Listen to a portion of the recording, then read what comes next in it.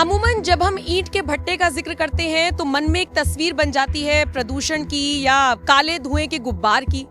लेकिन आज जिस जगह पर मैं मौजूद हूँ, ये ईंट उद्योग में एक नई क्रांति लेकर आ रहा है, या फिर ये कह लीजिए कि सूरत और सीरत ईंट उद्योग की ये बदल रहा है। ये जो भट्टा आप यहाँ पर देख रही हैं, ये कोई नॉर्मल ईंट का भट्टा नहीं है, बल्कि ये भारत का पहला इलेक्ट्रिक ईंट का भट्टा है। और यहाँ पर आप मेरे साथ आज ये समझने की, देखने की कोशिश करेंगे कि कैसे बिना कोयले के, बिना किसी प्रदूषण के और बहुत ज्यादा किफायती दाम में ये पक्की ईंट बना रही हैं, ईंट को यहाँ पर पका रही हैं। टेक्नोलॉजी के साथ साथ बिना प्रदूषण के, एनवायरनमेंट को समझते हुए किस तरीके से यहाँ पर ईंट पकाई जाती है, आज हम आपको इस रिपोर्ट में यही दिखाने की कोशिश करेंगे।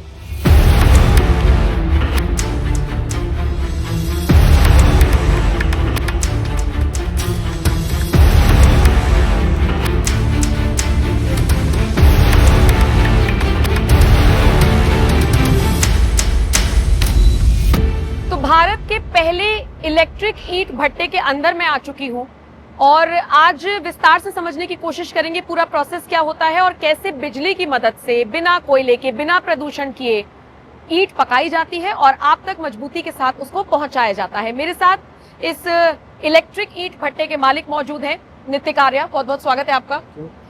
सबसे पहले तो मुझे ये बताइए नितिक जी कि ये आइडिया कहाँ से आया। ये मैं इसलिए पूछना चाह रही हूँ क्योंकि अमूमन हम देखते हैं कि भट्टे चल रहे हैं, चले आ रहे हैं सालों से, तो ये दिमाग की उपज कहाँ से हुई कि इसमें कुछ नया ट्विस्ट लाते हैं और इलेक्ट्रिक भट्टा बनाते हैं।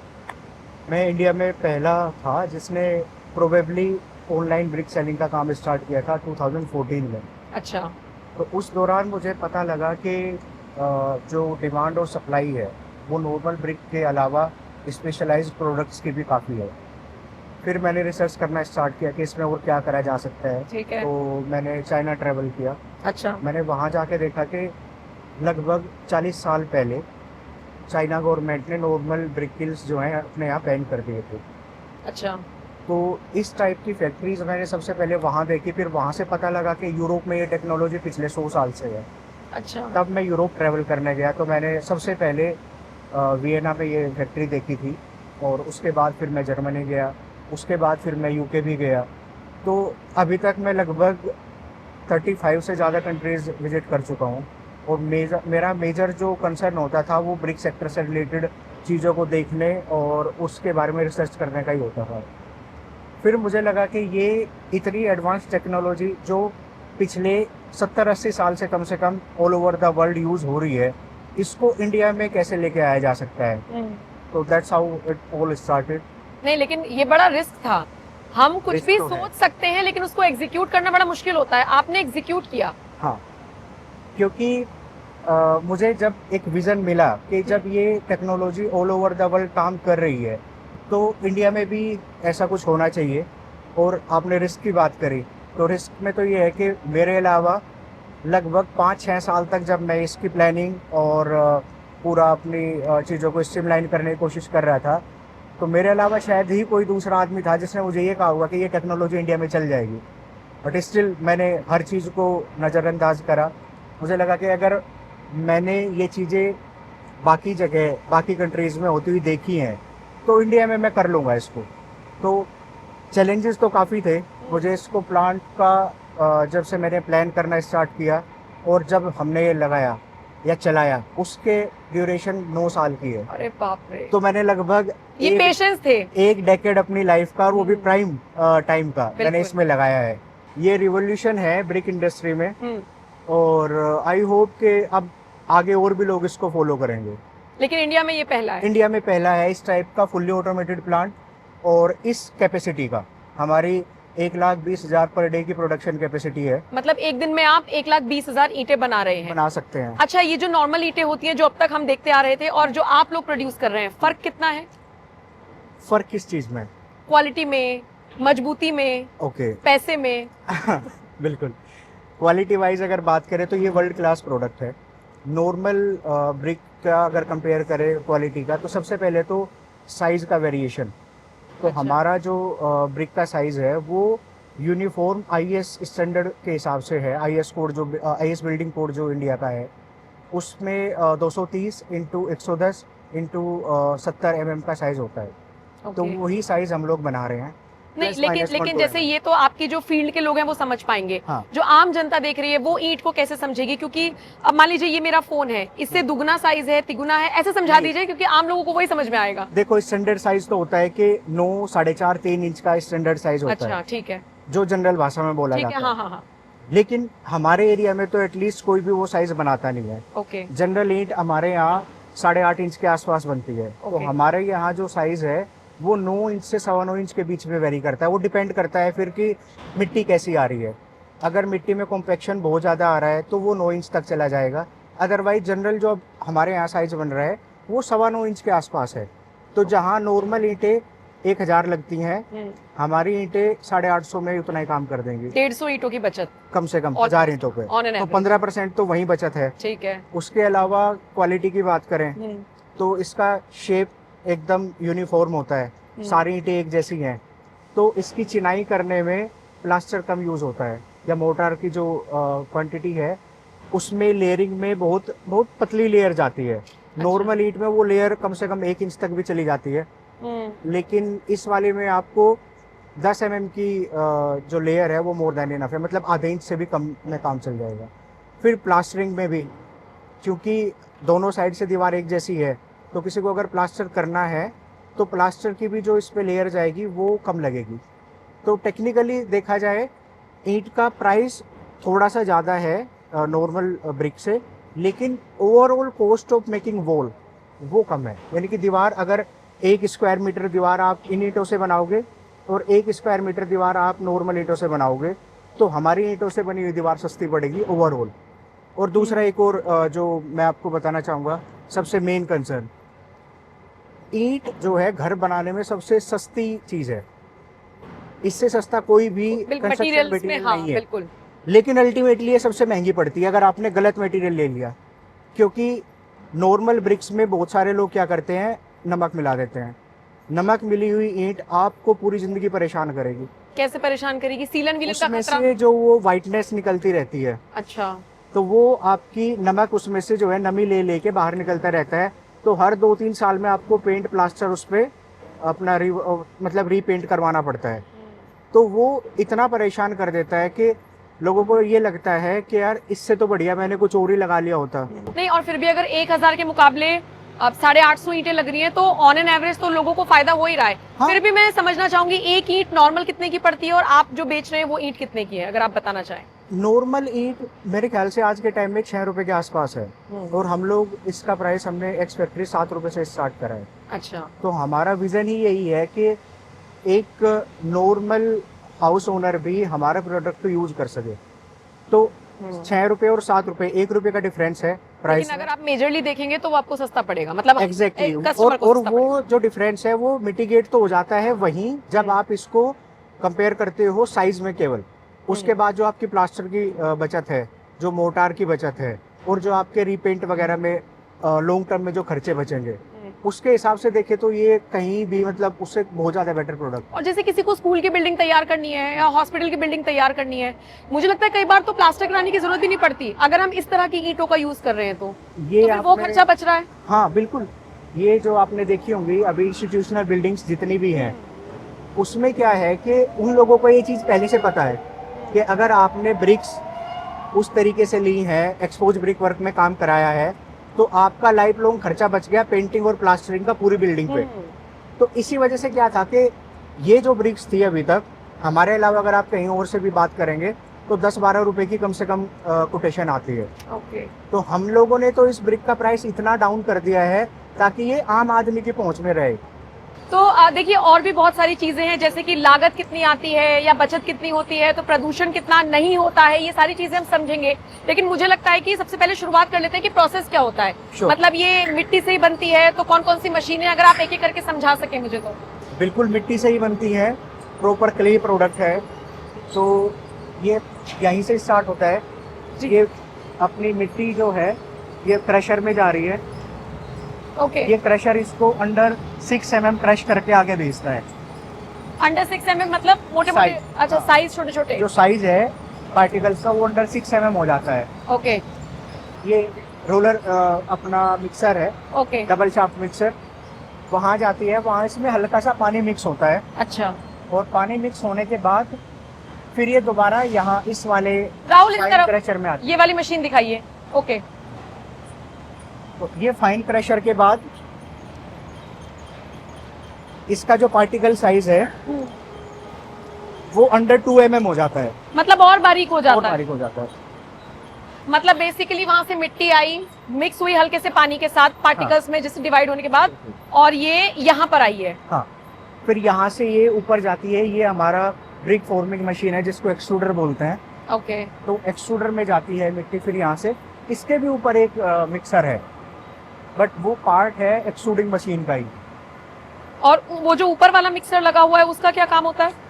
वो इसको तीसरी बार मिक्स करता है ताकि तीसरी बार अच्छे से वो गूंथ जाए। मतलब जैसे हम लोग अपने घर में आटा गूंथते हैं, हाँ, तो कहा जाता है कि जितने अच्छे से आप उसे गूंथेंगे उतनी रोटियां आपकी सॉफ्ट बनेंगी। मैं सही कंपेयर कर रही हूँ? बिल्कुल सही। तो वही मुझे लगता है कि तीसरी बार जो मिक्सचर हुआ है वो उसके लिए मजबूत बनाने के लिए। अब आगे का प्रोसेस? उसके बाद ये एक्सट्रूडर से यहाँ से ईंटें निकलना स्टार्ट होती है, और ये परपेचुअल प्रोसेस है।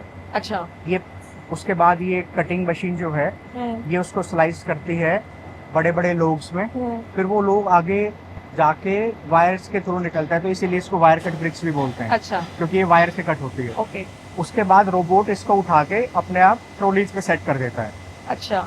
और वो ट्रॉलीज फिर जो है कम से कम 24 घंटे और मैक्स 48 आवर्स, 24 से 48 घंटे के बीच में वो नेचुरल ड्राई के लिए छोड़ते हैं हम इसको। ठीक है। उसके बाद ये ड्रायर में जाती हैं, ठीक है। और ड्रायर के बाद फिर ये फायरिंग में जाती है। तो अब हम यहाँ से फायरिंग वाले जोन में, आप हमें दिखा सकते हैं वो, क्योंकि उसका टेम्परेचर तो बहुत होगा, लेकिन आप हमें बाहर मैं से दिखा आपको सकते बाहर हैं? से उसका हाँ। विजुअल दिखा सकता हूँ, क्योंकि ठीक है। ड्रायर तो बंद होता है दोनों तरफ से, ठीक है।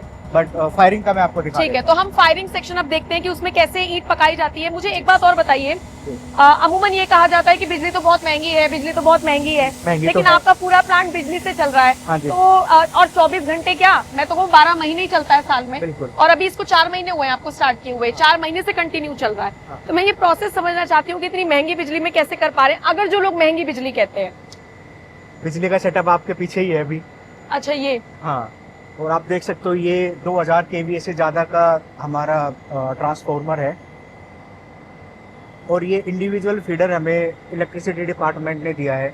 अच्छा, आपके अपने सिर्फ प्लांट के लिए? पहले यूपी में होता था कि बिजली नहीं आती है। हाँ, आती नहीं थी पहले तो, बट लकीली जिस दिन से हमने प्लांट लगाया है तो कुछ एक्सेप्शंस को छोड़ दिया जाए, 24 घंटे हमें लाइट मिल रही है। और रही बात आपके क्वेश्चन की कि बिजली महंगी है, तो that is part of the cost. तो हमने वो सारी वर्किंग करके ही फिर जो है प्लांट लगाने का फैसला लिया था, क्योंकि एनर्जी कॉस्ट तो हर बिजनेस में है, तो हमें वो चीज़ देखनी है कि उसको ऑप्टिमाइज कैसे करा जाए। तो हमारे यहाँ अगर देखा जाए 3 मेन सोर्सेज हैं एनर्जी के। सबसे पहला तो इलेक्ट्रिसिटी होगी, दूसरा गैस, और तीसरा कोल। तो कोल और उससे रिलेटेड चीज़ें तो एनसीआर में बैंड हैं। उसके बाद दूसरा आता है गैस और इलेक्ट्रिसिटी, तो यही 2 ऑप्शन बचते थे। गैस पाइपलाइन हमारे यहाँ अवेलेबल नहीं थी, देन वी डिसाइडेड कि फिर हमें इलेक्ट्रिक पे ही जाना पड़ेगा।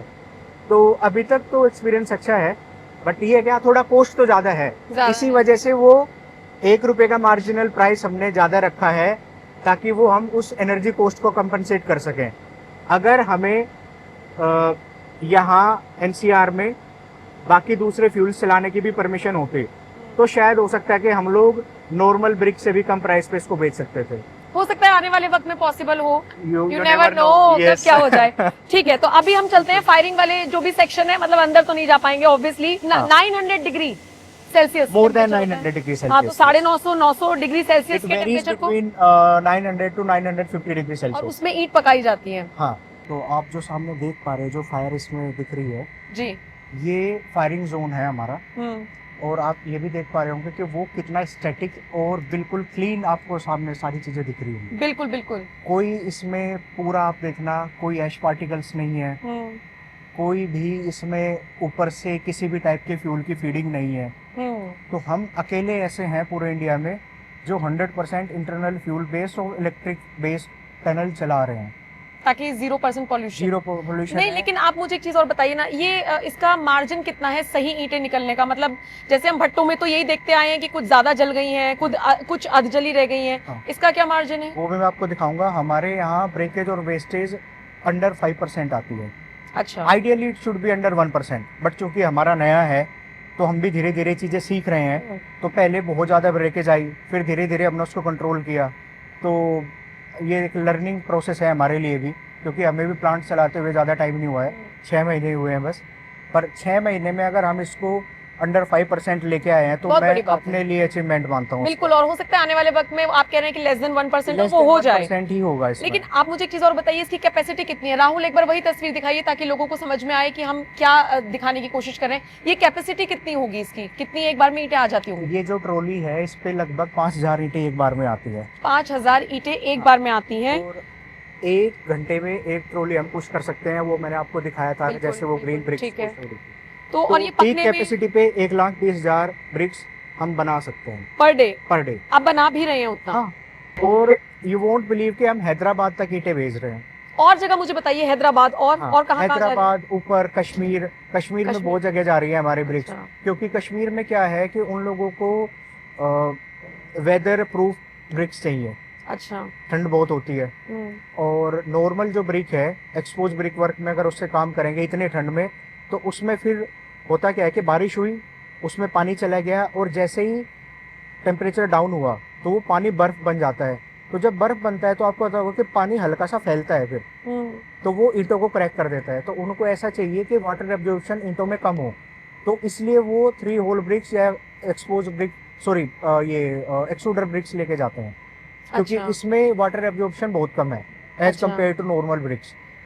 तो वो यहाँ से लेके जा रहे हैं। और कहाँ कहाँ पे जा रहा है? उसके अलावा हम लोग हैदराबाद, तो मैंने बताया दिया, हाँ। लुधियाना, चंडीगढ़, पानीपत, करनाल, मतलब ऑर्डर्स आ रहे हैं काफी। तो आप लोग लोडिंग अनलोडिंग कैसे कराते हैं? वो किसको चार्जेस देने होते हैं? लोडिंग और अनलोडिंग का है क्लाइंट के ऊपर ही है।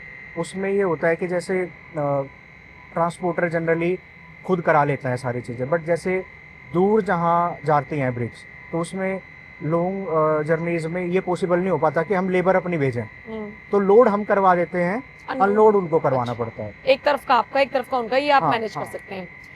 ठीक है। एक चीज मुझे और समझनी है, मैं थोड़ा ईंट के बारे में बात करना चाहूंगी। प्लांट को लेके तो हमने बात कर ली, वैसे अभी हम मुझे लगता है आधे प्रोसेस में है ना अभी। हाँ। तो ये हीटिंग उसमें आई है, फायरिंग में नहीं, ये फिनिश प्रोडक्ट है आपके सामने, ये बस finished बाहर है। जाएगा और लोड होने के लिए लोडिंग तैयार है। है। ठीक है, लेकिन जो फाइनल प्रोडक्ट है उसमें कोई ऐश तो नहीं है, और वो सारी चीजें वो मैं आपको और बारीकी से दिखाऊंगी। लेकिन उससे पहले मुझे आपसे ये समझना है सर कि आपने कहा इस ब्रिक में ये जो 3 होल्स की आप वो बता रहे हैं कि इनकी खूबी क्या है। हाँ। मैं थोड़ा और विस्तार से समझना चाहूंगी। स्कूल की बिल्डिंग्स के लिए तो ये जब लगेंगी तो अच्छी लगेंगी, अगर कोई आदमी अपना घर बनाना चाह रहा है और वो इनका इस्तेमाल करता है तो टेम्परेचर कैसा रहेगा? क्योंकि अगर मैं यूपी में रह रही हूँ तो यहाँ तो हर तरीके का वेदर है ना, बारिश भी है, सर्दी भी है, धूप भी है। और दूसरा, सीलन की लोगों को बहुत दिक्कत होती है, क्या उससे रियायत मिलती है ईंटों में? बिल्कुल। जैसे आपने बात किया कि स्कूल्स और नॉर्मल हाउस ओनर्स में क्या जो है चीज़ें कैसे डिफरेंस आता है, मैं ये कहता हूँ कि कोई डिफरेंस नहीं आता। बिल्डिंग तो बिल्डिंग है, चाहे वो घर की हो चाहे वो स्कूल की हो। स्कूल वाले, यूनिवर्सिटी वाले इनको इसलिए यूज कर पा रहे थे क्योंकि उनका बजट नॉर्मल हाउस मेकर से थोड़ा ज़्यादा होता है। ठीक है। और उनको लॉन्ग टर्म प्लानिंग अपनी करनी होती है कि बिल्डिंग की मेंटेनेंस लॉन्ग टर्म में कम रहे। ठीक है। कोई भी स्कूल वाला, यूनिवर्सिटी वाला ये सोच के चलता है कि भाई मुझे कम से कम 50-60 साल चलाना है, उसी हिसाब से वो लोग मैनेज करते हैं। तो इस प्रोडक्ट का प्राइस मार्केट में बहुत ज़्यादा था अभी, तो इसलिए नॉर्मल हाउस ओनर्स की पहुंच से भी बाहर था और उनकी नॉलेज से भी बाहर था। इसको एडमायर सब करते थे देख के कि यार अच्छा इतनी बढ़िया बिल्डिंग बन रही है। अपने एनसीआर में भी कई सारी यूनिवर्सिटीज़ हैं, आई एम प्रीटी श्योर आप लोगों ने भी, नोएडा में बहुत सारी यूनिवर्सिटीज़ हैं जो आपने देखी होगी, एक्सपोज ब्रिक वर्क में बनी हुई है। नॉलेज पार्क 5 में आप जाओगे, इतनी सारी चीज़ें हैं। मुझे लग रहा है आप कहीं गलगोटिया का जिक्र ना कर दें। नहीं, इसलिए मैं नाम लेने से बच रहा हूँ। और ये जो 3 होल वाली चीज़ें हैं, इससे क्या है कि इंसुलेशन प्रॉपर्टीज़ आती हैं दीवारों में। अच्छा। और जब आप, चूंकि हम अगर नॉर्थ इंडिया की बात करें, यहाँ गर्मियों में एक्सट्रीम वेदर होता है और सर्दियों में भी एक्सट्रीम होता है, तो हमें तो दोनों चीज़ें देखनी है। तो अगर आप ये वाली ब्रिक्स यूज़ करते हैं तो ये जो होल्स हैं ये एयर पॉकेट्स इसमें बीच में आ जाते हैं। इसमें एक चीज और क्लियर करूंगा मैं, सीमेंट नहीं भरना पड़ता अंदर। अच्छा, मैं यही पूछने वाली थी कि हाँ। क्या इनमें सीमेंट भरा जाता है? नहीं, अगर इसमें आप सीमेंट भर दोगे तो इसकी होल्स रखने की कोई मतलब जो वजह ही फायदा क्या है हाँ, वो खत्म हो जाएगा। ठीक तो है। इसमें सीमेंट अंदर नहीं जाता है, थोड़ा सा मोटा इसका मसाला बनता है ताकि वो इसके ऊपर रहे। बाहर बाहर रहे। हाँ, और अगर थोड़ा बहुत 1-2 ग्राम चला भी जाता है उससे कोई फर्क नहीं पड़ता, बट अंदर भरना नहीं है। ठीक है, तो जब ये एयर पॉकेट्स दीवार में रहती हैं तो ये इंसुलेशन का काम करती हैं। ठीक है। 3 होल ब्रिक हमारा बेसिक प्रोडक्ट है, अगर किसी को इंसुलेशन ज्यादा चाहिए वो 8 होल ब्रिक में जाता है। तो फिर ईंट खाली खाली नहीं हो जाएगी अगर नहीं, 8 हो इसकी आप कंप्रेसिव स्ट्रेंथ टेस्ट कराओ, नॉर्मल ब्रिक से 3 गुना ज्यादा है। अच्छा।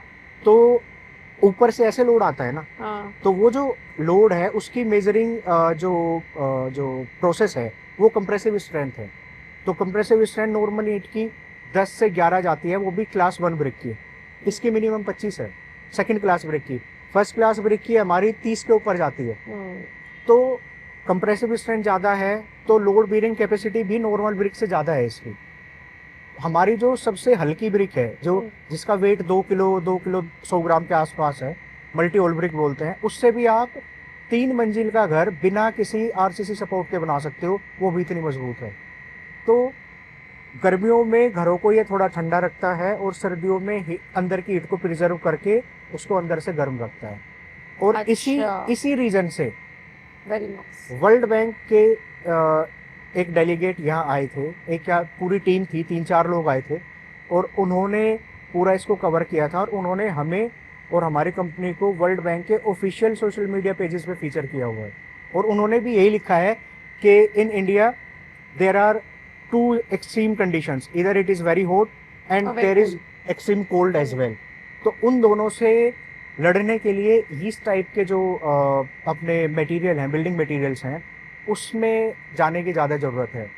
तो हम लोगों को इंटरनेशनली रिकॉग्निशन ज़्यादा मिल रही है लोकल के मुकाबले, बट आई होप के धीरे धीरे चीज़ें लोगों नहीं, को माउथ पहुंच में पब्लिसिटी का जाएगी। फायदा होगा आपको निश्चित तौर बिल्कुल पे। होगा। और चूंकि अभी 4-5-6 महीने ही हुए हैं, हाँ। अभी तो मुझे लगता है कि जब चीजों लोगों तक पहुंचेंगी चीजें तो ज्यादा फायदा होगा। लेकिन एक मेरे मन में बड़ा सवाल आया है, वो ये कि हम देखते हैं कि भट्टों पे मुश्किल से मुश्किल कितना 150-200 लोग तो काम करते ही हैं। अमूमन परिवारों को रोजगार मिल जाता है, लगभग लेकिन एक यहाँ भट्टे पे 400 लोग होते हैं। 400 लोग होते हैं। चलिए, मेरे जो मैंने आंकड़ा बताया उससे डबल होते हैं, लेकिन मैं इस ईंट के भट्टे पे देख रही हूँ कि लोग मुझे 15 से 20 दिख रहे हैं। इतने वो भी मुझे लग हाँ ना, मुझे लग रहा है कि इतने होंगे। हाँ, तो ये तो फिर जॉब खा रहा है लोगों की।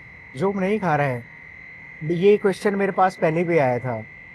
हम लोगों को स्किल्ड कर रहे हैं। आप भट्टे पे लोगों की वर्क कंडीशंस देखो, बहुत बेकार थी। अगर उन लोगों को कुछ और बेटर जॉब मिले, या मैं कहूँ कि जो उनकी वर्क एनवायरनमेंट है, जो कंडीशंस हैं वो बढ़िया मिले, तो मैं तो चाहूँगा कि सारी चीज़ें धीरे धीरे जो हैं बढ़िया इंटरनेशनल लेवल की चीज़ों पे जाएं।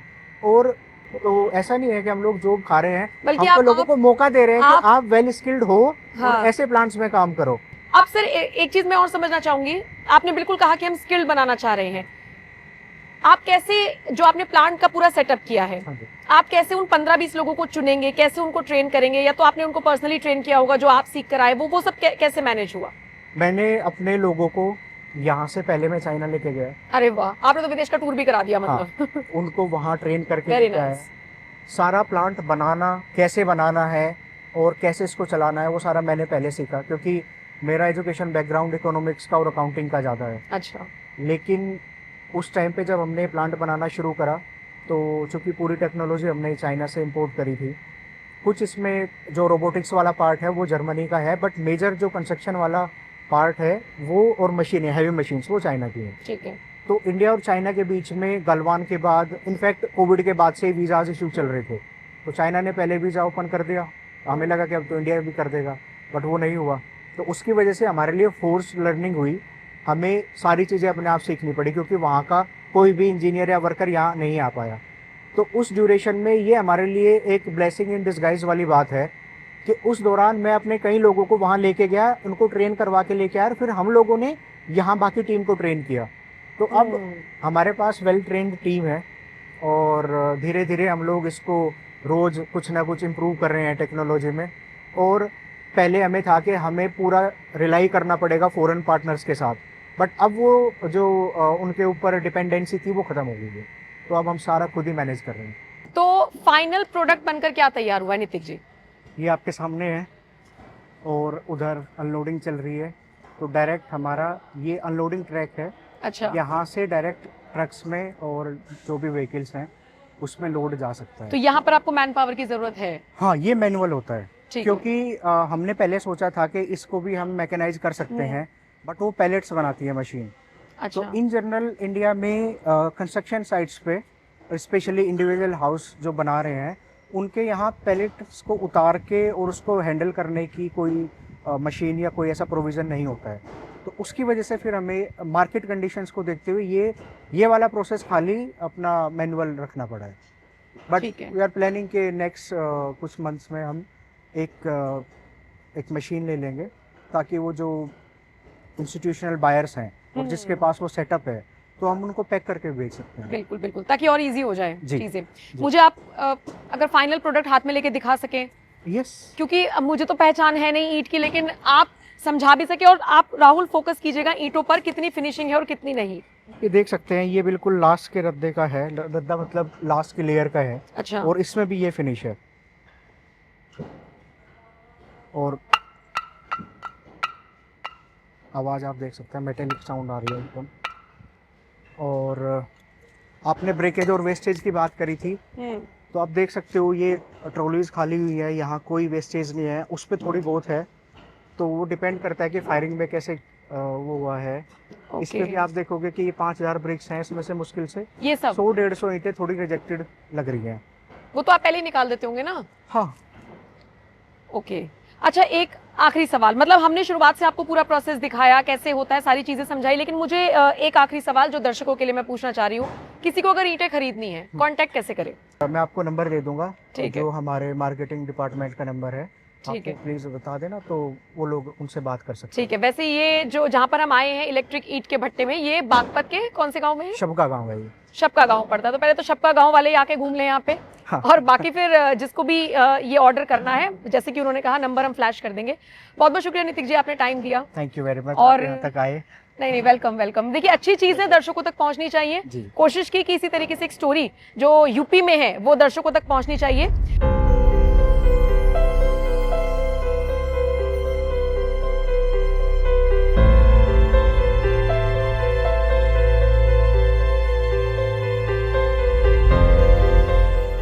तो देखा आपने कैसे ये टेक्निक प्रदूषण और विकास के बीच में संतुलन बैठा रही है।